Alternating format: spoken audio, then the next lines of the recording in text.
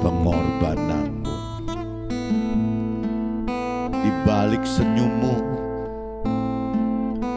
tak pernah ada, tak terkira pengorbananmu.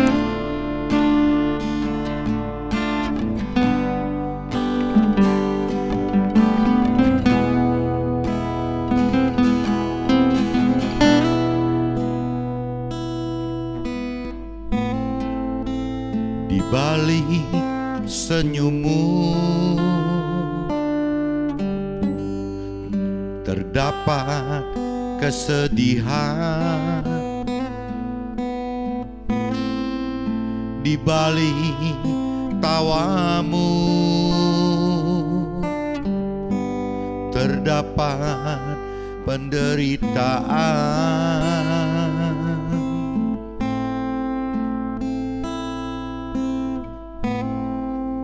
Tak pernah ada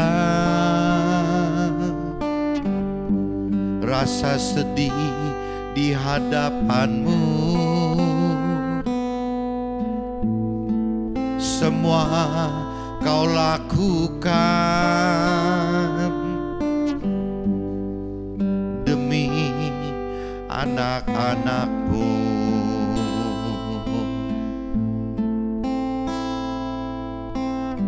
Tak terkira pengorbananmu, sungguh besar kasih sayangmu. Walau 1000 bunga di taman, tak pernah terbalas semua jasamu. Duhai Ibu,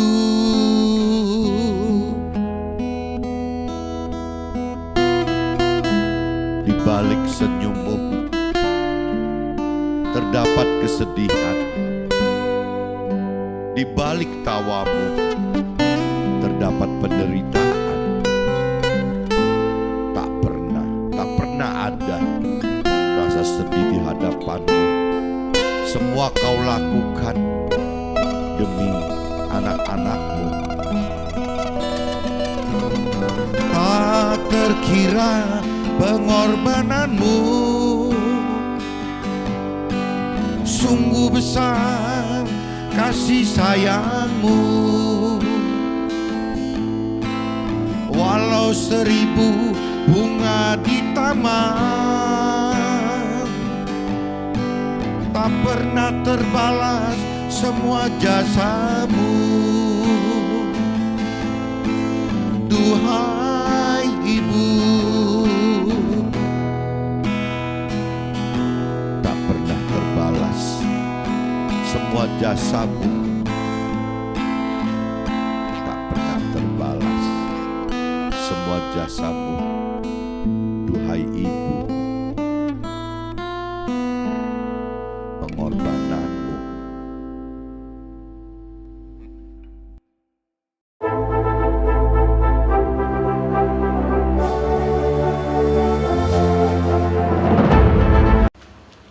Jumpa kembali di MT Journey Inspiration of Life. Pagi ini saya mau coba sharingkan teman-teman dengan temanya hidup dalam hadirat Tuhan dengan perlombaan iman sampai kehilangan rasa khawatir dan takut. Maksudnya gini teman-teman, hidup di dalam hadirat Tuhan, hidup dalam keseharian kita bersama Tuhan, ya adalah kita tetap menghadapi perlombaan-perlombaan dalam ujian cobaan hidup gitu, untuk bisa meningkatkan iman kita gitu, sampai kita merasa benar-benar percaya, beriman bahwa Tuhan itu turut bekerja dalam segala sesuatu bersama kita gitu, sehingga rasa khawatir dan takut itu sampai hilang teman. Jadi kalau sampai kita masih ada rasa khawatir atau takut, ya berarti kita belum bisa maksimal gitu. Nah ini parameternya seperti itu teman-teman. Nah saya coba baca dulu dari kitab Roma teman-teman, kitab Roma pasal 8 ayat 24 sampai 30, dan juga kitab Ibrani teman-teman dari 12 pasal 12 ayat 1 sampai 17. Saya coba mulai dulu dari kitab Roma dulu teman-teman. Kitab Roma pasal 8 teman-teman ayatnya 14 sampai 20 apa sampai 30 tuh. Pasal 14 pasal 8 kitab Roma pasal 8 ayat 14 sampai 30 teman-teman. Saya coba baca. Semua orang yang dipimpin Roh Allah adalah anak Allah. Sebab kamu tidak menerima roh perbudakan yang membuat kamu menjadi takut lagi, tetapi kamu tidak menerima roh perbudakan yang membuat kamu menjadi takut lagi, tetapi kamu telah menerima roh yang menjadikan kamu anak Allah. Oleh roh itu kita berseru, ya Bapa, ya Aba, ya Bapa gitu. Roh itu berseru seperti itu. Roh itu bersaksi bersama-sama dengan roh kita bahwa kita adalah anak-anak Allah. Dan jika kita adalah anak, maka kita juga adalah ahli waris. Maksudnya orang-orang yang berhak menerima janji-janji Allah, yang akan menerimanya bersama-sama dengan Nabi Isa dalam penurutan masalah melakukan firman Tuhannya, teman-teman. Jika kita menderita bersama-sama dengan waktu melakukan firman Tuhan, supaya kita juga dipermuliakan bersama-sama dengan si Nabi Isa-nya gitu. Nah, ini kalau kita lanjutkan lagi di pengharapan anak-anak Allah, teman. Sebab aku yakin bahwa penderitaan zaman sekarang ini tidak dapat dibandingkan dengan kesulitan yang akan dinyatakan kepada kita.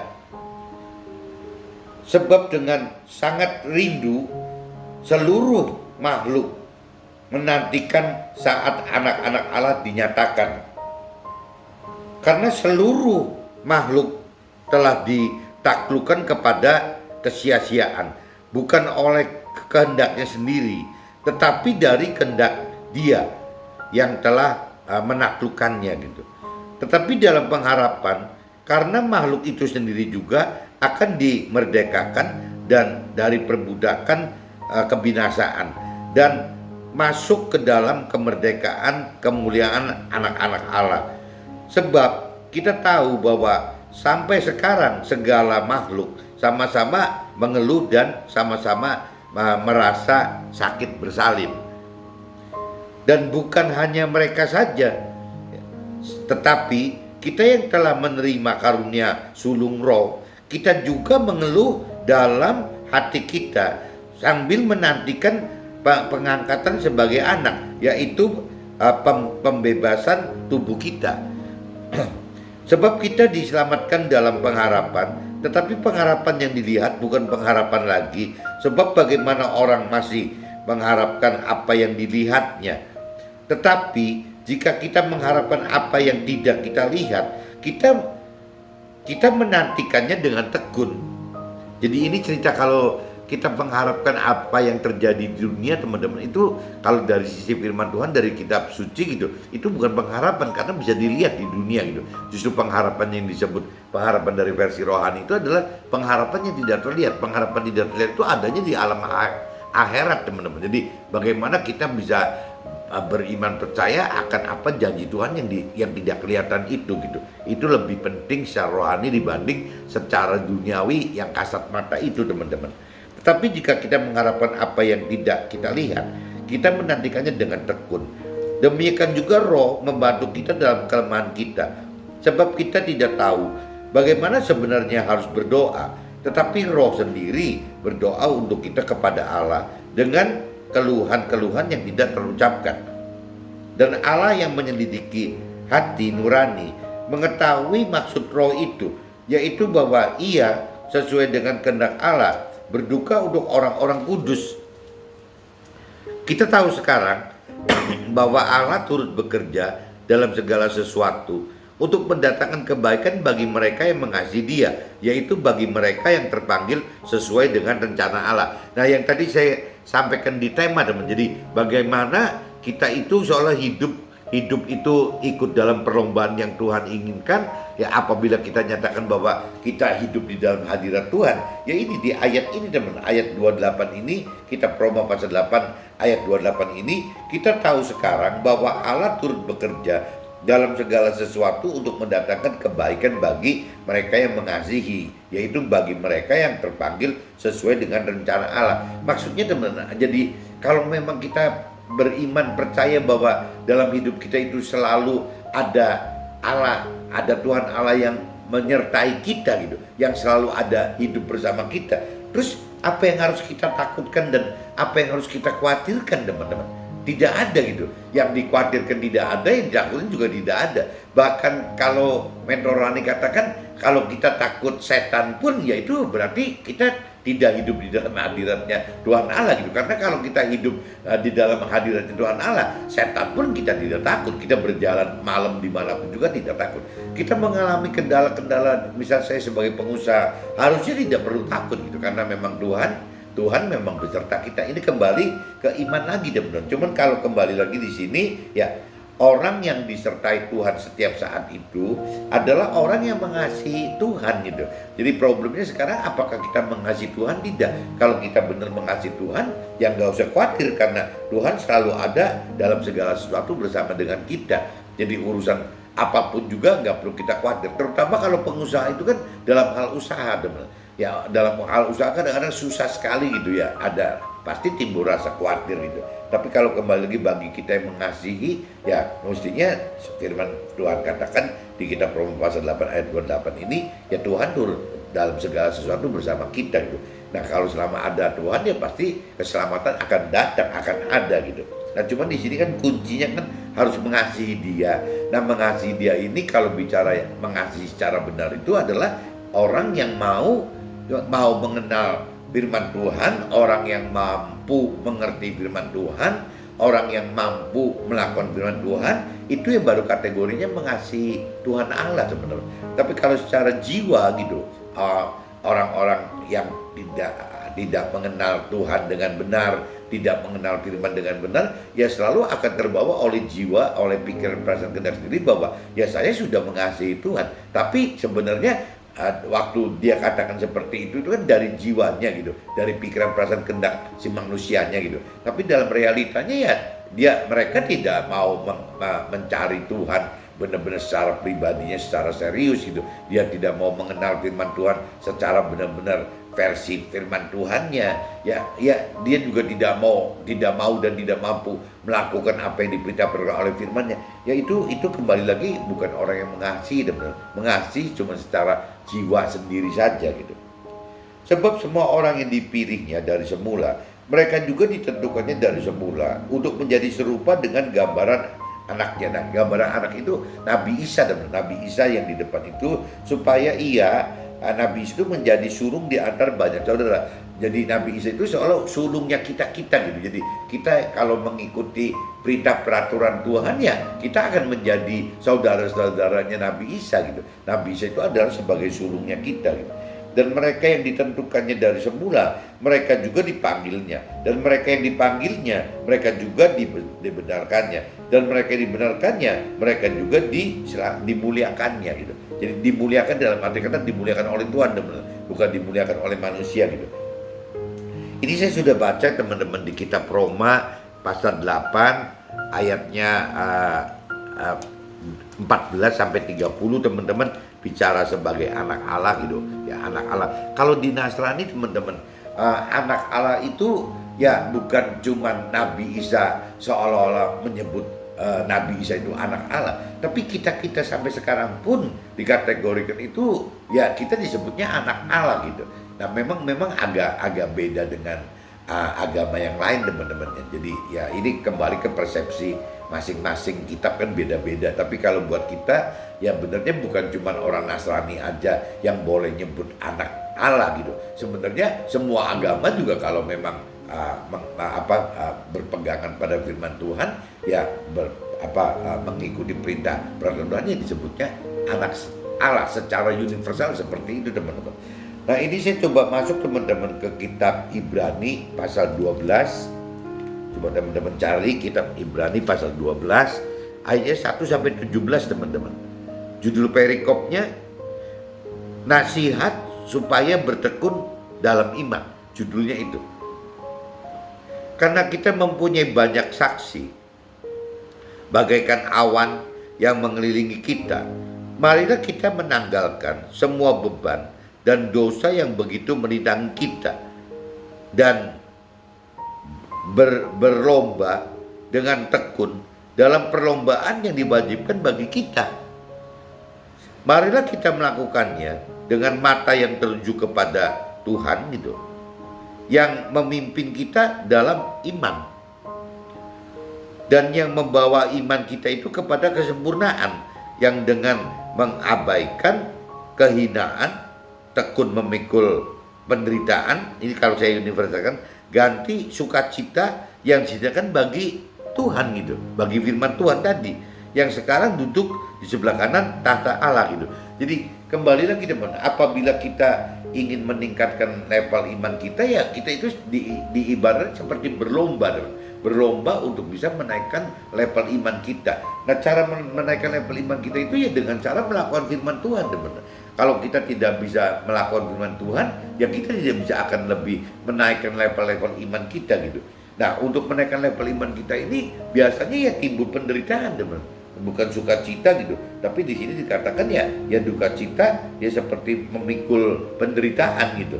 Karena apa yang diperintahkan oleh firman Tuhan itu bukan hal yang dianggap wajar gitu, yang bisa mudah diterima oleh dunia. Jadi akhirnya kita bisa merasa tertindas, tersisih gitu, tertekan, terhina, tercemooh gitu. Bisa seperti itu. Nah, itu yang disebut penderitaan melakukan firman itu seperti itu.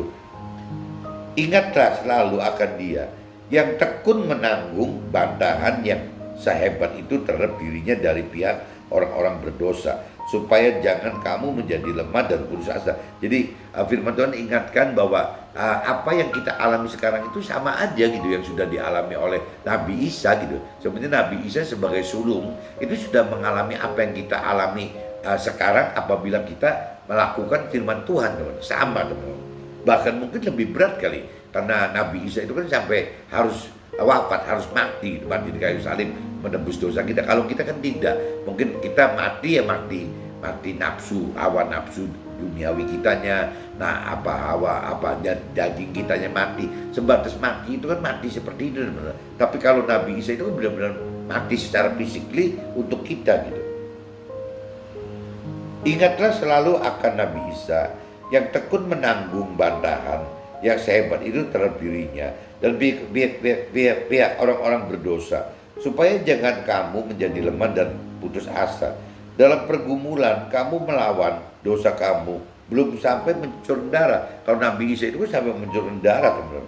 Dan sudah lupakah kamu akan nasihat yang berbicara kepada kamu seperti kepada anak-anak? Hei anakku, janganlah anggap enteng didikan Tuhan, dan janganlah putus asa apabila engkau diperingatkannya. Karena Tuhan menghajar orang yang dikasihinya.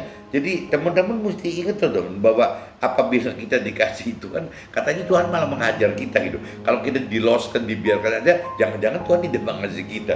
Jadi cuma di ayat ke-6 itu simpulkan begitu. Karena Tuhan menghajar orang yang dikasihinya, dan Ia menyesah orang yang diakuinya sebagai anak.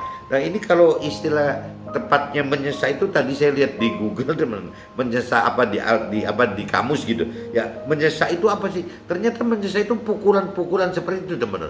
Jadi tekanan, pukulan gitu, apa yang sifatnya begitu. Jadi kalau kita masuk ke dalam firman yang ini, karena Tuhan mengajar orang yang dikasihinya dan Ia menyesah, berarti memukul gitu orang yang diakuinya sebagai anak gitu. Nah, ini kalau kita tidak mengenal firman ini, akhirnya seolah-olah ada kesan Tuhan itu baik gitu. Tuhan itu selalu dianggap baik. Padahal Tuhan baik itu ya bisa bukan cuma baik, tapi Tuhan itu mau benar gitu. Ya, kebaikan Tuhan itu adalah bisa dengan menghajar dan memukul orang-orang yang dianggap tidak benar gitu, teman-teman. Jadi ini yang teman-teman mesti camkan, bahwa banyak orang dunia, orang yang berkeyakinan beranggapan Tuhan itu cuma dari sisi baik saja, teman-teman. Padahal Tuhan itu kan bukan baik. Kalau kita di ayat 6 ini, apakah kita mau tetap katakan bahwa Tuhan baik gitu? Karena Tuhan menghajar orang yang dikasihinya, dan ia menyesah orang-orang diakuinya sebagai anak. Nah, apa ini mau masuk dalam kategori baik gitu? Kalau menurut saya ini tidak baik karena sifatnya mengajar gitu. Tapi kalau bicara dari sisi Tuhan, ini kebaikan Tuhan demi kebenaran kita gitu, agar kitanya jadi benar, teman-teman. Jika kamu harus menanggung ganjaran, Allah memperlakukan kamu seperti anak. Di manakah terdapat anak yang tidak dihajar oleh ayahnya? Tetapi jikalau kamu bebas dari ganjaran yang harus diderita setiap orang, maka kamu bukanlah anak, tetapi anak-anak gampang. Jadi kalau malah kita anggap Tuhan itu baik, malah salah, teman-teman. Karena Tuhan katakan kalau orang yang tidak pernah dihajar dan disesat itu adalah anak-anak gampang gitu. Selanjutnya dari ayat kita, sebenarnya kita beroleh ganjaran dan mereka kita hormati. Kalau demikian, bukankah kita harus lebih taat kepada Bapa segala roh supaya kita boleh hidup? Sebab mereka mendidik kita dalam waktu yang pendek sesuai dengan apa yang mereka anggap baik. Tetapi dia mengajar kita untuk kebaikan kita supaya kita beroleh bagian dalam kekudusannya. Nah, ini juga di ayat 10 juga, kalau yang kita rasakan dalam hidup ini, di sini dikatakan kan, sebab mereka mendidik kita dalam waktu yang pendek sesuai dengan apa yang mereka anggap baik. Jadi kalau cerita ukuran Tuhan mendidik kita itu kan ukurannya kan kekal, teman-teman, tidak berbatas waktu gitu. Ya, termasuk kita hidup di dunia itu adalah bagian kecil daripada kehidupan kekal itu, teman-teman. Jadi kalau kita bicara di dunia ini 70-80 tahun, parameter dari dunia yang mungkin lama itu kan 70-80 tahun, teman-teman, sampai kita meninggal. Tapi kalau bicara kita masuk ke dalam perhitungan akhirat, di perhitungan kekal gitu, di rohani gitu, ini ukurannya kan tidak bisa ukurannya cuma di dunia, teman-teman. Karena ukuran di akhirat itu tidak ada batas itu. Yang tidak ada batas itu berarti beranggapan 70-80 tahun di dunia ini disebutnya pendek gitu, teman. Yang seperti di ayat 10 tadi. Sebab mereka mendidik kita dalam waktu yang pendek, karena 70-80 tahun dibanding dengan kekekalan gitu. Tapi buat kita yang tidak mengenal kekekalan, kita yang tidak percaya akan kekekalan, nah ini dianggapnya ya lama gitu. 70-80 tahun ini lama, teman-teman. Ukurannya sampai ya orang tua kita atau nenek moyang kita meninggal kan kita bisa tahu bahwa ya ukurannya segitu tuh. Dan kita juga akan menyusul itu kan. Sekarang kalau kita sudah bicara di atas 55 berarti sudah masuk ke masa senja gitu. Ya untuk bisa meninggal gitu ya, dalam umur 70-80 tahun gitu. Memang tiap-tiap ganjaran pada waktu itu diberikan untuk mendatangkan sukacita, tetapi duka cita. Memang tiap-tiap ganjaran pada waktu itu diberikan tidak mendatangkan sukacita, ya, tetapi duka cita. Tetapi kemudian ia menghasilkan buah kebenaran yang memberikan damai kepada mereka yang dilatih olehnya. Nah, ini kembali lagi di ayat 11 juga diingatkan bahwa Tuhan itu mendidik kita bukan cuma dengan kebaikan. Jadi banyak sekali kegagalan gitu yang Tuhan biarkan terjadi untuk bisa mendidik kita, teman-teman. Nah, ukurannya apa? Ya ini yang tanda tanya, dan kadang-kadang susah membacanya gitu ya. Ada orang yang sekian puluh tahun atau sekian belas tahun gitu ya, setelah itu seperti kelihatan berjaya di mata duniawi gitu. Tapi ada orang yang dididik Tuhan itu sampai meninggalnya tetap aja gitu ya, tidak kelihatan ada masa jaya duniawinya gitu. Dan kembali lagi ya, kalau lihat dari ini, ukuran Tuhan kan bukan parameter dunia ini, teman. Ukuran Tuhan itu kan orang yang berjaya di dunia ini ya Tuhan akan manfaatkan ya untuk orang tersebut dan sesamanya. Orang yang tidak mengalami jaya di dunia pun keburu meninggal juga akan dimanfaatkan ya untuk orang tersebut maupun orang yang di dunia sekitarnya itu gitu. Jadi memang balik lagi ya Tuhan itu ya seperti itu gitu. Jadi Tuhan ciptakan kita itu sesuai dengan fungsi kita masing-masing yang terbaik menurut Tuhan gitu. Sebab itu kuatkanlah tangan yang lemah dan lutut yang goyah, dan luruskanlah jalan bagi kakimu, sehingga yang pincang jangan terplecok tetapi menjadi sembuh. Berusahalah hidup damai dengan semua orang dan kejarlah kekudusan, sebab tanpa kekudusan tidak seorang pun akan melihat Tuhan. Jagalah supaya jangan ada seorang pun menjauhkan diri dari kasih karunia Allah, agar jangan tumbuh akar yang pahit yang menimbulkan kerusuhan dan yang mencemarkan banyak orang. Janganlah ada orang yang menjadi cabul atau yang mempunyai nafsu yang rendah seperti Esau yang menjual hak kesulungannya untuk sepiring makanan. Sebab kamu tahu bahwa kemudian kita ketika ia hendak menerima berkat itu, ia ditolak sebab ia tidak beroleh kesempatan untuk memperbaiki kesalahannya, sekalipun ia mencarinya dengan mencucurkan air mata.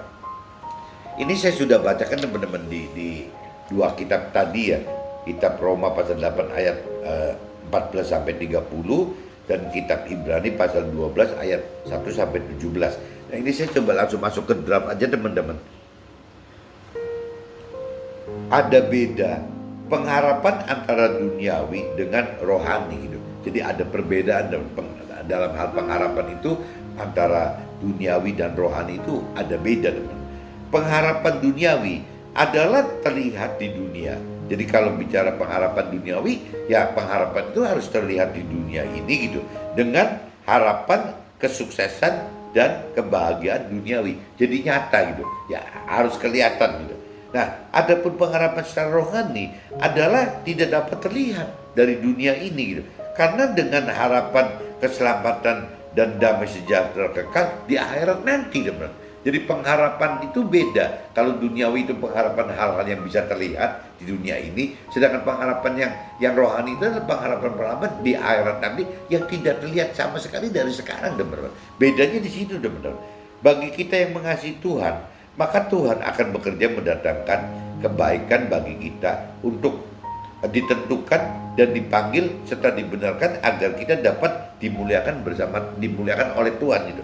Nah ini kembali lagi. Jadi kalau kita bicara kita yang mengasihi Tuhan gitu, ya tadi firman di kitab Roma pasal 8 ayat 28 kan dinyatakan begitu gitu. Apabila kita mengasihi Tuhan kan jangan pakai perasaan teman. Mengasihi Tuhan dalam arti kata mau mengenal firman Tuhan, mampu mengerti firman Tuhan, mampu melakukan firman Tuhan, itu baru sebutannya, kategorinya adanya mengasihi Tuhan secara rohani teman.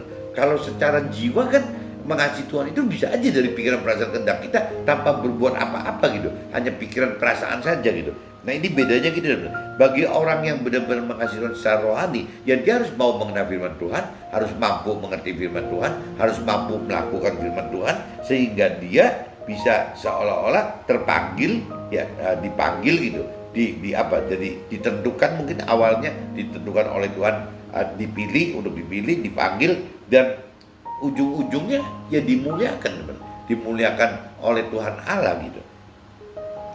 Tuhan mengajak kita untuk tinggalkan beban dan dosa serta masuk dalam perlombaan dalam hal lakukan firman Tuhan gitu, yang memimpin kita dalam iman dan membawa iman kita kepada kesempurnaan yang harus alami kehidupan dengan abaikan kehinaan dan alami penderitaan ganti sukacita yang disediakan bagi perintah dan peraturan firman Tuhan agar kita menjadi pengikut Tuhan seperti yang dilakukan Nabi Isa sebagai sulung daripada kita semua teman-teman. Jadi kembali lagi Tuhan itu mengajak kita untuk tinggalkan beban dan dosa serta masuk dalam perlombaan dalam hal lakukan firman Tuhan gitu. Jadi Tuhan itu mengajak kita untuk bisa menentukan kita ini masuk surga atau neraka. Ini dasarnya itu Tuhan mengajak teman, untuk kita bisa berlomba-lomba dalam beriman. Beriman itu dalam arti kata melakukan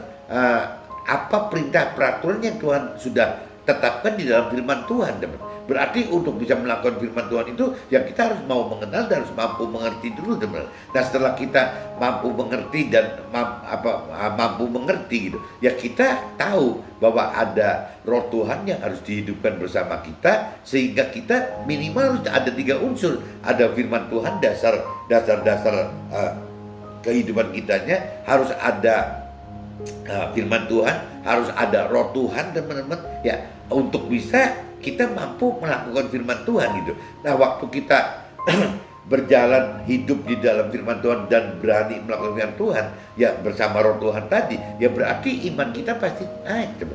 Ya, iman itu adalah keberanian kita untuk melakukan apa yang diperintahkan oleh firman Tuhan gitu. Dan cuman kan dasarnya kalau kita mau melakukan firman Tuhan harus tahu dulu gitu. Ya harus kita mengerti akan firman Tuhan dulu, dan harus tahu bahwa ada roh Tuhan yang bisa dihidupkan sehingga kita mampu mengerti firman Tuhan dan juga mampu melakukan firman Tuhan. Tapi intinya gitu teman-teman. Jadi kalau di sini dikatakan bahwa ya apa yang dialami Nabi Isa itu adalah yang sama gitu ya. Akhirnya yang dipikul oleh Nabi Isa itu bahkan sampai mati fisiknya gitu, tubuhnya mati gitu. Nah kalau kita zaman sekarang kan bukan mati tubuhnya, tapi mati dagingnya. Mati dagingnya adalah mati nafsu-nafsu kita gitu, nafsu duniawi kita. Nah ini aja ternyata nggak mudah teman. Apalagi kalau misalnya sampai untuk kebaikan kebenaran itu sampai fisik kita mati demi orang lain, itu kan kayaknya nggak semua orang bisa gitu. Makanya Nabi Isa itu luar biasa gitu, bisa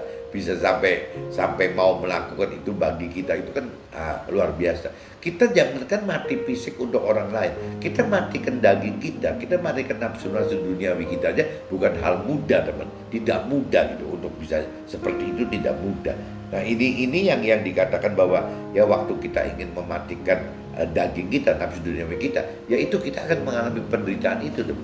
Padahal yang konyol teman, apa yang firman Tuhan katakan, apa yang Tuhan katakan matikan nafsu dunia ini, kadang-kadang bagi orang dunia itu bukan seperti itu teman-teman. Jadi misalnya contohnya bagaimana Tuhan menginginkan priority kita itu carilah dulu kerajaan Allah dan kebenarannya, seperti di Matius 6 ayat 33. Ya gampangnya kalau saya jabarkan pakai bahasa sehari-hari ya, carilah dulu keselamatan akhirat gitu, gampangnya gitu. Carilah dahulu kerajaan Allah dan kebenarannya, carilah dahulu untuk pribadi Tuhan dan firman Tuhannya, carilah dulu keselamatan akhirat gitu. Itu bahasanya seperti itu ya. Baru yang lain, berarti baru yang lain itu adalah tambahannya yang dari Tuhan. Berarti yang tambahan itu adalah sukses duniawinya gitu ya, yang akan ditambahkan oleh Tuhan bagi kita.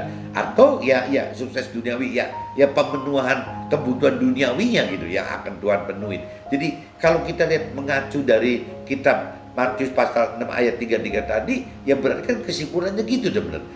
Prioriti utama rohani itu adalah menghendaki keselamatan akhirat, damai sejahtera di alam akhirat nanti gitu. Nah sedangkan di dunia kebalik teman-teman, ya yang diuber itu bukan Tuhan dan firman Tuhannya, tapi justru sukses dan bahagia duniawinya dulu gitu. Itu yang dunia inginkan. Nah waktu kita sekarang berubah gitu, karena beriman kita berubah sehingga kita lebih mengharapkan keselamatan akhirat dibanding sukses duniawi, kita mengharapkan damai sejahtera di akhirat dibanding bahagia duniawi, ya kita dianggap sudah tidak normal loh oleh dunia gitu. Oleh orang-orang keyakinan pun kita sudah dianggap tidak normal. Nah waktu kita dianggap tidak normal teman, ya otomatis kita jadi akhirnya tersudut gitu, tersudut orang-orang dunia atau orang punya keyakinan itu. Nah yang perbandingan itu gitu, orang dunia dan orang berkeyakinan itu jangan-jangan 90% kali teman, atau 95% gitu ya, dibanding yang 5 atau 10% orang-orang yang sudah lebih mau mengerti akan firman Tuhan, sudah mau lebih melakukan firman Tuhan, sudah mentargetkan keselamatan akhirat di atas sukses duniawi gitu ya, sudah mencari kedamaian yang sejahtera di alam akhirat nanti dibanding kebahagiaan duniawi saat ini. Sudah seperti itu teman-teman.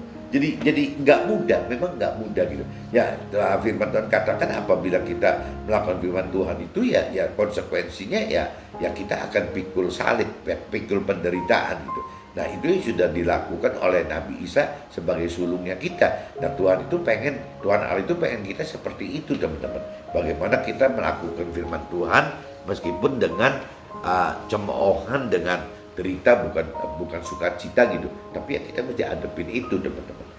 Janganlah putus asa apabila kita mau melakukan firman Tuhan, karena akan alami hajaran Tuhan, hajaran yang dari Tuhan bagi kita yang dikasihinya. Ya bahkan Tuhan akan dapat menyesat, yang menyesat tadi berarti memukul kita dengan alami pukulan-pukulan hidup bagi orang yang diakui sebagai anak, sehingga ayah ya pantas mengajarnya gitu. Nah ini sekali lagi teman-teman, banyak orang yang bertanya ke saya, ya Tuhan kan baik gitu, Ya masa sih Tuhan nggak gini, Tuhan nggak gitu. Tapi kalau dalam pengenalan pengertian yang lebih dalam gitu, Tuhan itu bukan baik, Tuhan itu benar gitu. Tuhan itu mau benar, Tuhan itu bukan mau baik gitu. Kalau Tuhan mau baik, Tuhan itu tidak mungkin menghajar, menyesah anak-anak yang menghajar dan mengajar kita sebagai anak, yang nggak mungkin gitu. Nah ini yang mesti diluruskan teman-teman, khususnya orang teman-teman yang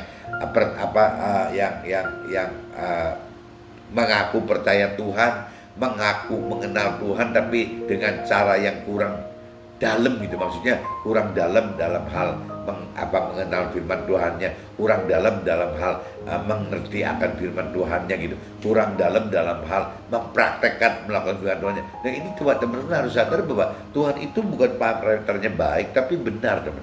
Jadi benar itu ya bisa begitu ya, bisa menghajar bahkan menyesah demi kebenaran. Bukan berarti harus apa aja dimaafkan dan dibolehkan sehingga dianggap Tuhan itu maha baik gitu. Yang dalam arti kata maha baik itu kan bukan maha baik yang dalam arti kata yang ujungnya itu negatif gitu. Maha baik itu yang Tuhan mau itu adalah yang ujungnya positif gitu. Nah kalau dalam bahasa yang lebih tepatnya mungkin ya maha baik, kebaikan itu maha baik itu ya maha benar gitu, kurang lebih gitu. Dan benar di mata Tuhan kan cuma satu, apabila kita melakukan firman Tuhan gitu, ya itu berarti kita melakukan kebenaran.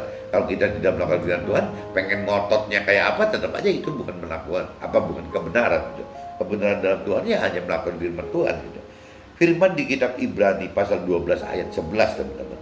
Memang tiap-tiap ganjaran pada waktu diberikan, ia diberikan, tidak mendatangkan sukacita, tetapi duka cita. Tetapi kemudian ia menghasilkan buah kebenaran yang memberikan damai kepada mereka yang dilatih olehnya.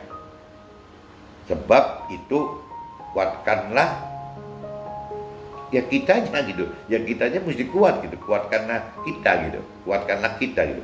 Nah ini kembali lagi teman di firman Ibrani pasal 12 ayat 11 itu kan nyata sekali teman, ya bahwa firman Tuhan katakan gitu, memang tiap ganjaran yang pada waktu ia diberikan tidak akan datangkan sukacita, tetapi duka cita. Tetapi kemudian ia menghasilkan buah kebenaran. Nah ini tadi yang dikatakan bukan cuma sekedar kebaikan itu versi pikiran perasaan kehendak manusia, tapi di sini hajaran itu, sesahan itu gitu ya, penderitaan itu ya akan menghasilkan ya kebenaran gitu, kebenaran yang Tuhan mau, yang memberikan damai kepada mereka yang dilatih olehnya gitu. Nah ini yang teman-teman mesti camkan gitu. Jadi Tuhan itu targetnya tadi teman-teman, untuk bisa mencapai target keselamatan akhirat gitu ya, tidak ada cara lain, atau target keselamatan akhirat dan damai sejahtera di akhirat, tidak ada cara lain, memang harus dihajar, harus disesah agar bisa kita benar-benar menjadi kebenaran yang benar gitu, kebenaran yang benar. Iman itu iman yang lebih sempurna gitu, soalnya gitu teman-teman. Tuhan kehendaki kita dapatkan keselamatan dan damai sejahtera yang kekal di akhirat dalam surga, serta hidup bersama Tuhan dengan cara melakukan firman di dunia saat ini tanpa rasa khawatir dan takut akan apapun yang terjadi gitu. Karena kita beriman Tuhan bekerja dalam segala sesuatu. Nah ini parameternya gitu teman, seperti yang di temanya itu. Jadi seolah-olah, saya ulang lagi, Tuhan kehendaki kita dapatkan keselamatan dan damai sejahtera yang kekal di akhirat. Ini kan tujuan akhirnya gitu teman, karena apa yang diharapkan oleh Tuhan itu kan bukan hal-hal yang di dunia ini gitu. Ya Tuhan harapkan kita itu akan mendapatkan keselamatan akhirat dan damai sejahtera di akhirat nanti teman-teman. Dalam surga setelah hidup bersama Tuhan. Jadi bukan cuma keselamatan akhirat dan damai sejahtera dalam akhirat nanti, tapi hidup juga bersama Tuhan. Itu jelas teman. Itu kalau ukurannya dari rohani, ukurannya dari akhirat gitu. Ya targetnya itu teman-teman. Nah cuma kita kan sekarang kan masih ada di dunia gitu. Ya parameternya apa gitu. Nah parameter ini ya Tuhan katakan begitu. Sebelum kita meninggal dunia masuk ke dalam akhirat, parameter di dunia sekarang itu ya kita tidak kalau kita merasa hidup bersama Tuhan, kita tidak perlu ada rasa khawatir dan rasa takut, teman-teman.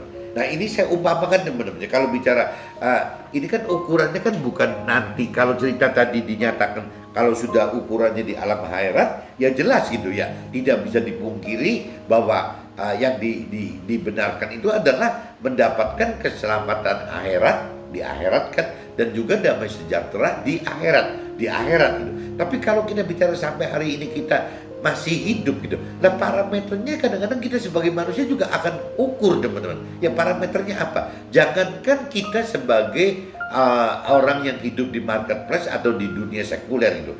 Waktu kapan-kapan saya ceritakan urusan sharing masalah parameter mentor rohani yang sudah belasan puluhan tahun gitu ya, mempelajari soal Tuhan, teori-teori soal Tuhan yang sudah mengalami hidup bersama Tuhan sekian puluh tahun gitu, karena sudah senior sekali gitu. Bahkan banyak yang sudah umurnya di atas 60, bahkan yang sudah 80 lebih gitu. Ya, sekarang mentor rohani aja bingung kok gitu. Parameter bahwa kita hidup di dunia benar nggak benar itu apa gitu loh. Ya parameternya apa? Ada mentor rohani yang sudah melakukan apa yang Tuhan perintah peraturkan itu ya di mata duniawi gitu diakui bahwa hebat gitu, besar ya, banyak teman ya, sampai meninggal dunia, sampai dianggap wah sekali. Contoh yang paling gampang tahun 2021 ini seorang hamba Tuhan pastor gitu dari David Yonggi Cho yang di Korea Selatan itu ya meninggal pada usia 85 baru bulan ini kan, teman, baru bulan September ini tahun 2021 gitu. Nah, itu kan kalau kita bicara dari kacamata dunia, Pastor Yonggi Cho itu kan besar sekali, teman. Umatnya aja katanya sudah, jemaatnya ada 1 juta. Ya, dia sudah keliling seluruh dunia gitu, ke 6 benua gitu, ke 5 samudra, sudah ke ratusan, 300 atau berapa, 300 lebih negara gitu. Nah, ada tuh ya orang yang umur 8 meninggal dunia dalam kondisi sewah itu gitu. Nah pasti orang dunia anggapkan itu hebat sekali, teman. Ya mentor rohani itu hebat sekali. Tapi juga ada, teman, mentor rohani yang sudah tua dan mungkin menjelang usia meninggal dunia juga ya tidak mengalami seperti Pastor Yonggi Cho itu gitu. Tidak mengalami seperti itu gitu. Ini bagi orang-orang yang mentor rohani aja juga jadi punya 2 parameter, teman. Itu cerita untuk mentor rohani. Begitupun juga untuk parameter kita yang di dunia sekuler di marketplace, teman. Sama, teman-teman. Ya, contoh saya sebagai pengusaha. Lah, pengusaha itu yang benar bagaimana gitu. Ya, kalau pengusaha dari sisi nanti gitu, pengharapan di alam akhirat yang tidak kelihatan itu ya semua rasanya sama gitu. Bagaimana Tuhan itu menghendaki kita itu mendapatkan keselamatan akhirat dan damai sejahtera di akhir. Rasanya sama. Pengen pastor yang waktu meninggal secara duniawi dianggap hebat, atau misalnya seorang mentor rohani pastor yang dianggap waktu meninggal biasa-biasa aja gitu. Ya cuman meninggal gitu aja kena COVID misalnya gitu. Nah itu kan kita ya cuman biasa-biasa aja gitu. Ya kalau seperti yang diceritakan tadi Pastor Yonggi Cho itu kan rasanya fenomenal sekali juga. Tapi kan banyak teman-teman pastor-pastor lain yang jadi jadi rohaniawan atau mentor rohani lain yang menyandang gelar pastor juga, tapi meninggalnya biasa-biasa aja tuh gitu. Ya enggak, apalagi kalau kena COVID gitu. Cuman lewat begitu saja gitu. Nah, cuma kan kembali lagi parameter di alam akhiratnya kan sama gitu, bahwa mereka contoh dua masalah tadi, 2 kasus tadi adalah dua-duanya ya tahu gitu bahwa pengharapan yang benar itu adalah keselamatan akhirat gitu, damai sejahtera di akhirat itu tahu dua-duanya. Tapi kalau ukuran duniawinya kan seperti itu, teman-teman. Jadi yang satu si mentor rohaninya bisa sukses duniawi juga kelihatan oleh orang-orang duniawi. Itu yang satunya ya mentor rohani biasa-biasa saja, tahu-tahu kena COVID dikubur pakai plastik sudah aja gitu lewat. Itu mengalami begitu. Meskipun dua-duanya bisa benar dalam arti kata mendapatkan keselamatan akhirat dan damai sejahtera di dalam akhirat, itunya bisa benar gitu. Tapi secara duniawi itu ada timbul dua hal yang ekstrim berbeda, teman-teman. Itu cerita ekstrim lawan ekstrim ya. Yang satunya sampai jemaatnya 1 juta, yang satunya misalnya cuman jemaatnya 1.000 lah anggap gitu, atau 100 gitu. Ya bedanya banyak sekali, teman-teman. Nah, begitupun pengusaha, teman. Pengusaha atau orang karir gitu. Sama, teman. Ada pengusaha yang udah gede banget gitu. Ya meninggal dunia, wah dianggapnya hebat banget. Tapi juga ternyata ada pengusaha yang kalau saya lihat gitu, apa ya? Waktu kalau saya ini cerita benarnya gitu. Ya banyak pengusaha yang bisa usahanya itu dilanjutkan oleh generasi penerusnya gitu. Ada, teman-teman. Pengusaha yang seperti itu ada gitu. Tapi juga ada pengusaha yang tidak bisa dilanjutkan oleh penerusnya, berhenti gitu.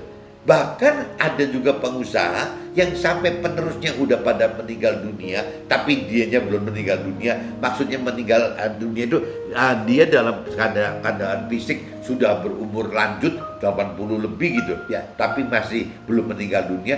Anaknya sudah keburu meninggal dunia, atau mungkin anaknya juga sudah banyak, ada beberapa yang hidup di luar negeri gitu. Sehingga yang namanya aset gitu, aset yang dimiliki oleh pengusaha tua ini itu juga mau diapain gitu ya, itu dijual tidak, diwariskan tidak, diarahkan untuk ke fungsi apa juga tidak, ya sampai ujungnya kan meninggal gitu ya. Orang yang lanjut usia, pengusaha lanjut usia itu meninggal. Nah waktu meninggal terus apa gitu ya, apa yang mau dibawa untuk orang itu. Nah ini kadang-kadang orang yang tidak mengerti akan benar Tuhan ya akan pertahankan ini, teman-teman, sebagai simbol bahwa ini asetnya adalah pengakuan waktu dia sukses dulu gitu. Tapi dia nggak sadar bahwa kondisi sekarang itu dia sudah tidak bisa apa-apa. Ya akhirnya anak tidak menjadi pewarisnya gitu. Yang namanya anak-anak yang sudah meninggal tidak bisa mewarisi, orang anak-anak yang sudah tinggal di luar negeri tidak mau kembali ke Indonesia lagi gitu loh. Yang dengan pola-pola yang sudah jauh beda. Kalau di luar negeri mungkin lebih ke sifatnya ke orang karir, bukan ke pengusaha gitu. Jadi udah tidak terlalu mengharapkan seperti pola-polanya pengusaha. Nah di sininya gitu, teman, si pengusaha tadi yang sudah lanjut ini yang bisa tahan berapa lama sih gitu. Kalau Firman katakan 70-80 tahun, jangan si pengusaha tua ini sudah lebih dari 80 tahun. Jadi pasti kan ujungnya kan sudah ujung-ujungnya akan meninggal dunia, teman. Nah waktu meninggal dunia, nah bagaimana dengan aset-asetnya seperti ini? Aset seperti sekarang aja waktu dia masih hidup itu sangat menyedihkan kok, teman. Sudah tidak terawat, tidak apa, difungsikan otak untuk apa juga nggak bisa, yang nerusin nggak ada gitu. Dan mau berusaha diulang lagi umurnya sudah segitu gitu. Nah itu juga sama, teman. Jadi parameternya sama, bukan cuma mentor rohani antara yang sukses duniawi gitu dan kurang sukses duniawi. Pengusaha pun juga mengalami hal yang sama, teman. Ada pengusaha yang sukses duniawi gitu sampai meninggalnya, tapi juga ada pengusaha yang sampai meninggal tidak meninggalkan kehebatan apa-apa dalam hal duniawinya gitu. Nah cuman kan kembali lagi, kalau ukurannya duniawi, teman-teman, pengen mentor rohani yang sukses duniawi atau yang tidak sukses duniawi, dari kacamata Tuhan, dari kacamata rohani, ya tidak dipikirkan kok. Yang penting bagi Tuhan adalah bagaimana mendapatkan keselamatan akhirat dan damai sejahtera di akhirat. Nah begitu pun juga untuk pengusaha kan, teman-teman. Tuhan kan nggak bedain ini mentor rohani, ya ini pengusaha, kan tidak. Pengusaha juga sama gitu. Parameter yang bicara untuk di alam akhirat, ya Tuhan pengen pengusaha itu mendapatkan keselamatan akhirat dan damai sejahtera di akhirat. Itu untuk pengusaha juga. Tapi ukuran parameter suksesi pengusaha di duniawi ini ya timbul juga dua tadi, teman-teman. Yang mana gitu. Ya sebenarnya sih balik lagi, teman. Kalau memang kita bisa fungsi kesuksesan duniawi itu tidak menghalangi keselamatan akhirat dan damai sejahtera di akhirat gitu. Kesuksesan duniawi itu malah menjadi alat bagaimana untuk untuk alat bantu narik gitu orang-orang yang masih anak-anak rohani, bayi rohani gitu. Itu kan kadang-kadang butuh hal-hal duniawi, teman. Kalau dalam arti kata bayi rohani dan anak-anak rohani itu bukan berarti maksudnya physically masih bayi atau anak-anak. Banyak sekali orang-orang tua gitu yang usianya sudah dewasa bahkan tua gitu. remaja, dewasa, tua. Jadi bukan ukurannya bayi atau anak-anak gitu ya, bukan anak-anak. Tapi dalam ukuran fisiknya itu sudah dewasa, sudah remaja, sudah dewasa, bahkan sudah tua. Itu aja masih banyak yang karakternya masih kayak bayi rohani, teman-teman.